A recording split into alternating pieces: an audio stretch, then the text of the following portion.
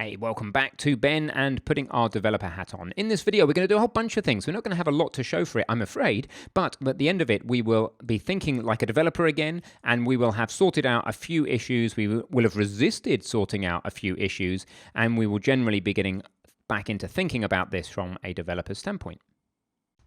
Didn't Rick do a wonderful job with all his work? So, firstly, what has changed in between videos? Very, very little. We have updated the license on our GitHub repo, and we've updated the README. By the way, you can go to GitHub whenever you like and do a pretty good comprehensive search now. I'll show you that real quick. If you go to our GitHub repo and into the RPG, if you search for stuff in here or inside a repository at the top there, you're going to get a lot of information, particularly now that we have put in this video of every single lecture that we have issued. I mean, some of them are a little bit behind, but you can search for all this stuff. So pretty cool. Try searching on GitHub if you're looking for code, if you're looking for lectures, for content. Just a tip for you. All right, so we've done that, which was cool. And then one other thing I've done is I have just imported a asset pack that Mikey has created. It's a World Objects asset pack with today's date on it, the date of recording on it, and it's attached to this video. And that has been imported into my project, and it has overwritten a bunch of assets and just updated them. When you do those asset pack imports, by the way that it matches the assets to what's already in the game is based on the UUID of the asset, and that's in the meta files. You get this GUID, they call it, actually.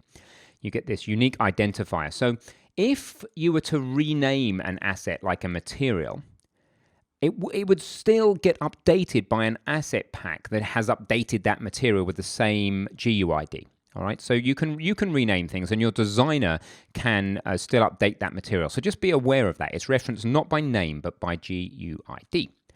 All right, so I've done that, and you can get that asset pack whenever you want. But as Rick says, go and get your own asset packs off the web. Don't just build our game with our assets. Okay.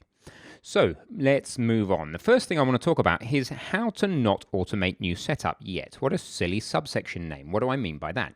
Well, I noticed when watching Rick's videos that when he created this terrain here, he didn't use our default terrain. In fact, our default terrain that we set up, you remember we set up a scene setup label, and we've got an event system, a showcase terrain. Oh, actually, there it is. It's the showcase terrain. So something's gone a bit funny here, but we'll sort that out in a second. But the general point is that what Rick forgot to do was to use our default terrain that we've made ourselves. Let's just have a look and see if showcase terrain is the right one. If I drop that in there, no. Okay, so he's actually accidentally overwritten our default terrain. So this just shows the danger of not automating these things. The next step with this stuff that needs to be in new scenes would be to automate it. Now, there are lots of different ways to think about automating it, but I'm going to suggest to you that we don't automate it now. And the reason I don't want to automate it now is it's one of those things that we're 80% good enough with right now. We're not making seams very fast. So you need to learn to let go of problems that don't need solving yet. In fact, that is going to be the subject of this lecture, your challenge. Why don't we just do that now? Why don't we let go of a problem? This is self-development school for a minute. Pick a problem that's been bugging you as a developer. Stand up, shake yourself off, and pretty much literally just let go of the problem, at least for now. And this one was bugging me. I wanted to get in and automate this and work out how to do it, but it just doesn't matter now. There are bigger fish to fry. There are no animations of hitting enemies, there's no blood splatters, there's all sorts of more important things. So as Rick says, I just want to reinforce it, you've got to practice the art of pulling yourself back and not solving problems. That said, I'm now going to dangle a carrot in front of you with regards to this problem, and then see if you can still not solve it even when I show you this, which is very, very mean of me. So a way that you could solve it is to do something along these lines, and I haven't by any means done it, but if you look up Unity's Unity Editor Scene Management namespace, you'll find that in that Scene Management namespace, you've got an event that's about a new scene be created, and you can do something like register for the event here on a script that initializes on load, and you could mess around, and after, it could be several days, maybe you'll have it adding these things for you. But we're not going to do that right now. I'm going to close that, and I'm going to be disciplined, and I'm going to delete the things that I considered using there or actually delete it in Unity rather. I'm going to delete them from Unity and just not solve that problem now. Scene setup, scene event callback CS, that whole idea scrapped. All right, I've let go of my challenge there. I'm asking you to consider letting go of yours. All right, so let's just take a look at that showcase scene or level then.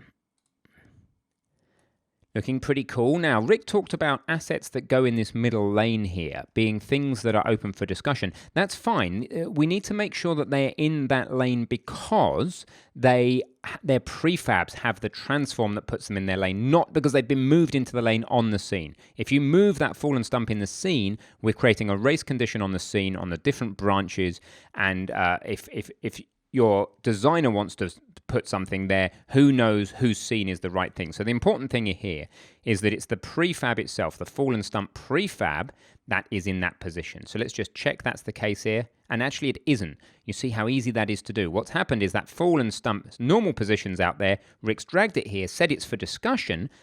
If you save the scene, look what happens in version control.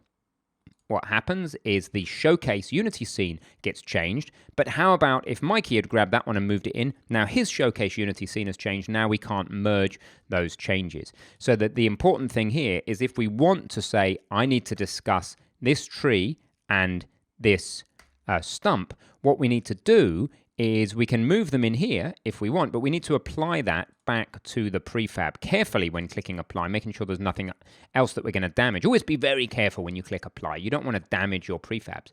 But if you do that, then you're saving the changes to the prefab. If I was to go and get this stump now and go and find the prefab and then just dump it in the root of the hierarchy somewhere, let's just get my hierarchy collapse down. You see, it ends up there. So the point is, if I save all this, that in terms of the file changes, it is not the showcase scene that has changed as a result of that now, but if we look into the nature, it's the fallen stump prefab itself. That position has changed. All right, so if we're going to use this whole lanes thing, let's make sure we move them on the prefab position, not in the scene position. Remember, we should better delete all objects from this scene whenever we want and just dump them back in. Don't believe me? Well, let's just do it with, say, all the nature stuff, you know. Well, actually, I won't because I'll let Rick come behind and just absorb this first. But I'm in the future, without warning, just going to delete everything in this scene apart from perhaps some lighting and the scene itself, because the information should be stored in the prefabs, not the scene file. All right, so finally in this scene, I just wanted to say blue trees. Who on earth creates blue trees? Wasn't me. Okay, that's that bit there. So the movement bug, that's another thing we want to let go of. So if we go back into Rick's village, which is here, Rick talked about the movement bug possibly being caused by, he seemed to think it was caused by the water being in refractive or reflective mode. I'm a little bit suspicious that that is the cause, and the developer in me wants to go in and find out.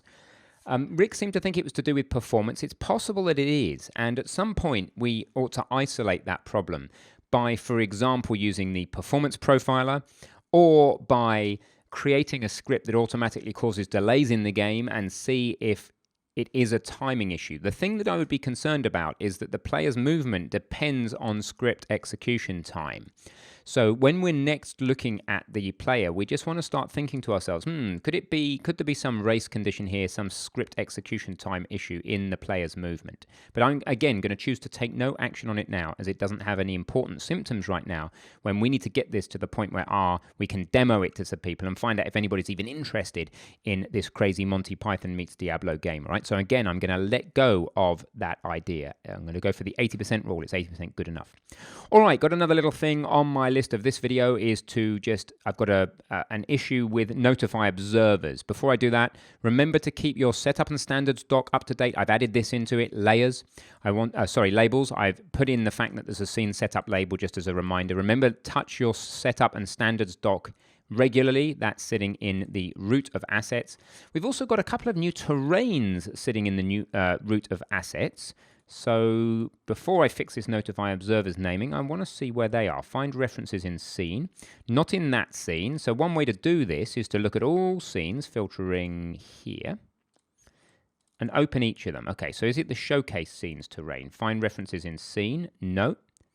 Okay, so let's go back, look at all scenes, check my combat sandbox.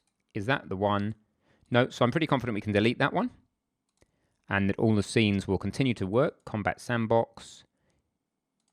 Yes. Although I have no terrain in my Combat Sandbox. I don't care. Frankly, I don't care about my Combat Sandbox at all. In fact, I'm going to delete my Combat Sandbox. We'll create a new one later. It's a load of bump that we don't need now. It's just a copy of Rick's. But does Rick's work? Yes. And does the showcase work? Yes. Let's just get rid of that Combat Sandbox again. Doesn't like deleting scenes when you're in them. Okay, cool. So that's that. And then what's this other terrain? Find references in scene. It's not this one here.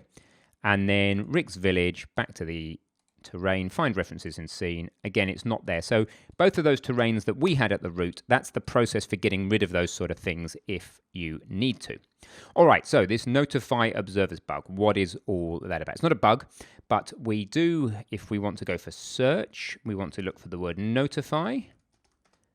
And somewhere we've spelt observers without a V. Now, where is it? Notify, here you go, observe of, anyway, it's not observers, is it? So let's do a rename using the tool and just get the cursor in here, observers. It's a hard word to read. Notify observers if layer change. Let's look at the source control and see whether that rename tool did what we want it to do. It's made changes to things like the camera raycaster. Is that the only place we need it? Perhaps it is. One way to tell is just to run the game. From which scene are we running here? Rick's Village, looking at the top of the screen. So, yep, that's good. So this attacking wouldn't work if if that refactor hadn't worked. Cool. So that's that bug gone. Now, a couple of other things I want to show you, and then we'll be on to the next video. And hopefully, you've got back into my pace of speaking and got your developer hat back on. The first thing I want to do actually is to just get rid of the console warnings and errors that we have. What do we have in the console? Whole bunch of stuff. Mesh doesn't have albedos. What's this? This is a wooden bridge. I have Blender installed so I can see that. So you know what I'm going to do? I'm just going to delete the wooden bridge prefab altogether. I'm not going to mess around with trying to fix it. So I'm just going to look for bridge in my assets. I'm going to find the wooden bridge prefab. No, I'm looking at the .blend. Where's the prefab? Just look a bit more carefully. Wooden bridge. .blend. Okay, I'm going to delete the arched wooden bridge. No. Strange. Where are we getting this wooden bridge from? Let's just try running the game. It probably won't run because of these red errors. Assertion failed. I suspect that's because it's talking about atlases. I suspect that is about one of these meshes again. Woodenbridge.blend has got problems with it. You know what I'm going to do? I'm going to nuke the wooden bridge altogether. Everything to do with the wooden bridge. When Mikey when Mikey decides to update the asset pack next, the wooden bridge will come back in. So note the wooden bridge is gone. Let's clear the console warnings. It's got because the wooden bridge has got serious issues with it. Right now, that's good. We're back and running. We have no warnings. That's a massive help. All right, so the final thing is if you are very, very, very beady-eyed, then you may have noticed, you probably won't, but you may have noticed a change in colors in my Visual Studio. What's happening here is my member variables are automatically coloring themselves this kind of brown color. And then you can see what are member variables, i.e. they're scoped to the entire class. You can see those automatically. Now, that's a really easy thing to do. And if you want to do it, and I suggest you do it, it's quite a good idea, is you go to Tools and then I think Extensions and Updates inside Visual Studio. I don't know of the alternative for Xcode if you are watching that way, I'm afraid, but there will be options for that. And what you want to look for is Semantic Colorizer. Now, I've got to make myself spell like an American. Two problems with that spelling. There's no U and there's a Z instead of an S, but there you go. You install Semantic Colorizer. It's free and easy, and it'll do that for you. So that is how to highlight member variables in Visual Studio. That's enough, more than enough said in this video, so well done. We've got our developer hats back on. We're starting to rein the control of the project back in.